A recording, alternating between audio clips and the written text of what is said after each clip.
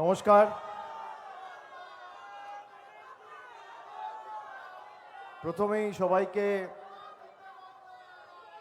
প্রণাম, কৃতজ্ঞতা, ধন্যবাদ।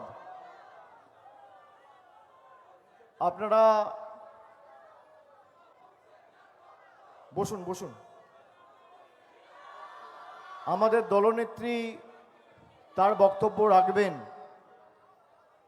আমি গতকালও প্রায় 1 ঘন্টা বলেছি, শুক্রবার দিনও 1 ঘন্টা বলেছি। আমার 1-2টো কথা খালি বলার। আমি কিছু বলার আগে প্রথমেই এখানে উপস্থিত প্রত্যেকটা সংবাদ মাধ্যমের প্রতিনিধি এবং বাংলায় যারা সাংবাদিকতা করে তাদেরকে আমি কুর্নিশ জানাই, স্যালুট জানাই।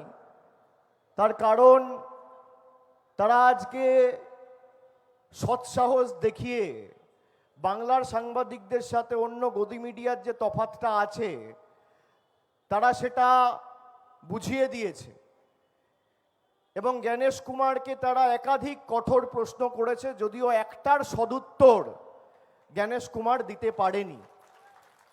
এই প্রশ্নগুলো করার জন্য সংবাদ মাধ্যমের প্রত্যেক প্রতিনিধি, বৈদ্যুতিক সংবাদ মাধ্যম বা প্রিন্ট মিডিয়া, আমি সকলকে ধন্যবাদ জানাচ্ছি, কৃতজ্ঞতা জানাচ্ছি। আজকে সুপ্রিম কোর্টে এসআইআর এর শুনানি ছিল। বেলা পেরিয়ে দুপুরের আগে শুনানি হয়েছে। আপনারা ইতিমধ্যেই সে খবর পেয়েছেন। আমাদের যে ভয় বা আশঙ্কা ছিল যে একতরফা কাউকে কোনো রকম সুযোগ না দিয়ে গায়ের জোরে বিজেপির চাপে অঙ্গুলি হেলনে প্রকৃত ভোটারদের নাম কেটে দেওয়া হচ্ছে এবং তাদের আবেদন বা অ্যাপিল করার কোনো সুযোগ থাকছে না, আমরা এই পয়েন্টটা আজকে সর্বোচ্চ আদালতের সামনে রেখেছিলাম। আমাদের লয়াররা, আইনজীবীরা সুপ্রিম কোর্টকে এটা জানিয়েছে, বলেছে এবং সুপ্রিম কোর্ট শুধু আজকে নির্বাচন কমিশনকে তাদের অ্যাপে একদিন ছাড়া ছাড়া ইচ্ছাকৃত ত্রুটি যাতে ভোটার লিস্টের কাজে দেরি হয়, অ্যাডজুডিকেশনের কেসগুলো আরও দেরিতে নিষ্পত্তি হয়, তার জন্য নির্বাচন কমিশনকে ইসি ভৎসনা করেছে। সুপ্রিম কোর্ট ইসিকে ভৎসনা করেছে এবং শুধু তাই নয়, সুপ্রিম কোর্ট আজকে যাদের নাম বাদ যাচ্ছে তারা যাতে আবার অ্যাপিল করার সুযোগ পায় এবং আবেদন করার সুযোগ পায়, কলকাতা হাইকোর্টের অবসরপ্রাপ্ত প্রাক্তন প্রধান বিচারপতি সহ একাধিক প্রাক্তন বিচারপতিদের অ্যাপিলেট ট্রাইব্যুনাল বেঞ্চ খোলার জন্য ইসিকে বলেছে, কলকাতা হাইকোর্টকে নির্দেশ দিয়েছে। আমি মনে করি এই জয় গণতন্ত্রের জয়, মা মাটি মানুষের জয়, বাংলার বশ্যতা বিরোধী আন্দোলনের জয়, হার না মানার মানসিকতার জয়, মানুষের অধিকারের লড়াইয়ের জয়, মমতা ব্যানার্জির সংগ্রামের জয়, তৃণমূলের আপসীন লড়াইয়ের জয়। আমরা যে কথা বলেছিলাম যে আমরা মাঠেও আছি, আমরা ময়দানেও আছি, আমরা পার্লামেন্টেও লড়ছি, আমরা কোর্টেও লড়ছি, জোর জবরদস্তি যে জুডিশিয়াল অফিসাররা এই কাজগুলো করছে যাতে কাজগুলো দেরিতে নিষ্পত্তি হয় এবং ইচ্ছাকৃতভাবে নির্বাচন পেছানোর জন্য এই নির্বাচন কমিশন জ্ঞানেশ কুমারের নেতৃত্বে যেটা 15 দিনের কাজ সেটা 3 মাস 4 মাস লাগাতে চাইছে। আজকে সুপ্রিম কোর্ট শুধু আবেদন করার জায়গা নয়, সুপ্রিম কোর্ট এটাও বলেছে যে আমরা বাংলার কেস স্পেশাল কেস হিসেবে কনসিডার করব এবং এবং ইলেকশনের একদিন আগে পর্যন্ত দরকার হলে ভোটার তালিকায় ভোটারের নাম তুলবে, তার জন্য সুপ্রিম কোর্ট আছে। এই জয় বাংলার জয়। আমি আপনাদের সকলকে কৃতজ্ঞতা জানাচ্ছি। একা কোনো দিন কেউ কোনো কাজ সম্পূর্ণ করতে পারে না। মমতা বন্দ্যোপাধ্যায় পথ দেখিয়েছে, তৃণমূলের কর্মীরা রাস্তায় নেমেছে, মাথার উপর 10 কোটি মানুষের ভালোবাসা, আশীর্বাদ, স্নেহ, শুভেচ্ছাকে পাথেয় করে এই লড়াই অতন্দ্র প্রহরীর মতো তৃণমূলের সৈনিকেরা লড়ছে।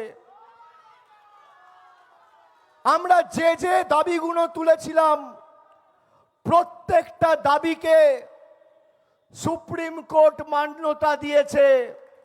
আমরা যখন ম্যাপ ভোটারদের কথা তুলেছি, সুপ্রিম কোর্ট বলেছে ইলেকশন ঘোষণা হওয়ার পরেও নির্বাচনের একদিন আগেও যদি কোনো সমস্যা হয় তার জন্য ভারতবর্ষের সুপ্রিম কোর্ট আছে, আমরা দেখব।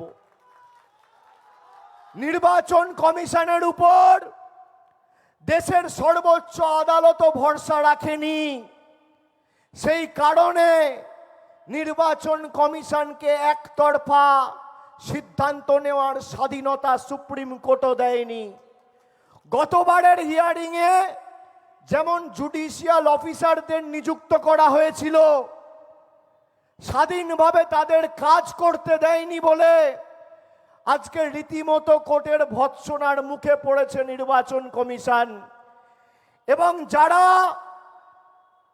তাদের অ্যাপের মাধ্যমে নতুন গাইডলাইন তৈরি করে সুপ্রিম কোর্টের অর্ডার ভায়োলেট করে জুডিশিয়াল অফিসারদের ভুল পথে পরিচালিত করছিল, বিভ্রান্ত করছিল, তার জন্য সুপ্রিম কোর্ট আজকে নতুন অ্যাপিলেট অথরিটি তৈরি করেছে।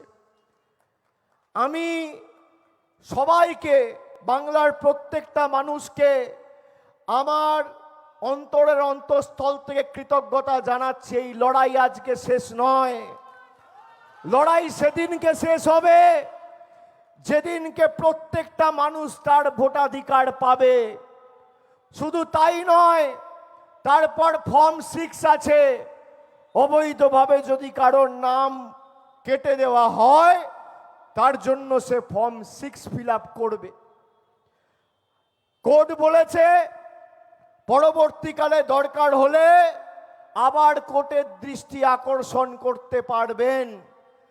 আমরা গোটা বিষয়টায় নজর রাখব। কিন্তু আমি আপনাদের সকলের অনুমতি নিয়ে দিদিকে অনুরোধ করব। আমি গতকালও বলেছিলাম, আমি আজও সকালে ওনাকে বলেছি যে আপনি যে দাবি নিয়ে ধর্নায় বসেছেন, আপনার এই দাবিকে দেশের সর্বোচ্চ আদালত মান্যতা দিয়েছেন। এটাই বাংলার জয়, তৃণমূলের জয়। এখনো প্রায় 50-55 দিন লড়াই বাকি। এপ্রিলের 30 তারিখ অবধি লড়াই চলবে। আপনাকে বাংলার 10 কোটি মানুষের স্বার্থে সুস্থ থাকতে হবে। বাকিটা আমরা আছি, আমরা বুঝে নেব। যেখানে যে মানুষের কোনো অসুবিধা হবে, ফাইনাল ভোটার লিস্ট বেরিয়েছে, সেখানে যারা ডিইও অফিসে বা ব্লক ওয়াইজ লাইন দিয়ে ফর্ম ফিল আপ করছে, তৃণমূল কংগ্রেসের সৈনিকেরা সাধারণ মানুষকে সাহায্য করুন, তাদের সহযোগিতার হাত বাড়িয়ে দিন যাতে কোনো অসুবিধা না হয়। সে যে দল করুক, বিজেপি করুক, সিপিএম করুক, কংগ্রেস করুক, তৃণমূল করুক, রাজনীতিতে থাকুক না থাকুক, হিন্দু হোক মুসলমান হোক, জাতি বর্গ বর্ণ দলমত নির্বিশেষে তার পাশে দাঁড়ার কর্তব্য, দায়, দায়িত্ব প্রত্যেকটা তৃণমূল কংগ্রেসের কর্মী। সেই কাজটা আমাদের করতে হবে।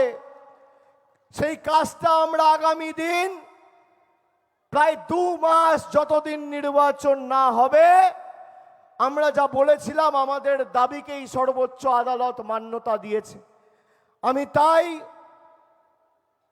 দলনেত্রীকে মাইক দেওয়ার আগে আমি আরেকবার অনুরোধ করব, এখানে দলের সর্বস্তরের নেতা পদাধিকারী জনপ্রতিনিধিরা আছেন, আমি সবার হয়ে, আপনাদের সবার হয়ে দিদিকে অনুরোধ করব যে আজকে প্রায় 5 দিন আপনি রাস্তায় বসে রয়েছেন। জ্ঞানেশ কুমার এসছিল, হোঁচট খেয়ে লেজ গুটিয়ে পালিয়েছে। বাংলার মানুষের প্রশ্নের জবাব জ্ঞানেশ কুমারের কাছে নেই। অন্যদিকে দেশের সর্বোচ্চ আদালত আমাদের দাবিকে স্বীকৃতি দিয়েছে, মান্যতা দিয়েছে। আপনি আজকে মানুষের উদ্দেশ্যে 2-4 কথা বলে, আমাদের আবেদন থাকবে, নিবেদন থাকবে, আপনি এই কর্মসূচির সমাপ্তি ঘোষণা করুন। বাকিটা তৃণমূল কংগ্রেসের কর্মীরা আমরা তো আছি। যে বিধানসভায় যাওয়ার প্রয়োজন আমি নিজে যাব, মমতা ব্যানার্জি তো যাবেই। যে অঞ্চলে ঢুকতে বলবেন ঢুকবো, যে রাস্তায় গ্রামে হাঁটতে বলবেন হাঁটবো। 80,000 বুথে এদের নিঃস্ব করে গণতান্ত্রিকভাবে দেউলিয়া করতে হবে। এই লড়াই সেই লড়াই। আপনাদের সমর্থন আছে তো? আছে। আমি বক্তব্য দীর্ঘায়িত করব না। আমি দলনেত্রীকে আপনাদের উদ্দেশ্যে কথা বলার জন্য অনুরোধ করব। জয় হিন্দ, জয় বাংলা, জয় বাংলা, জয় বাংলা, জয় বাংলা, জয় বাংলা, জয় বাংলা, জয় বাংলা।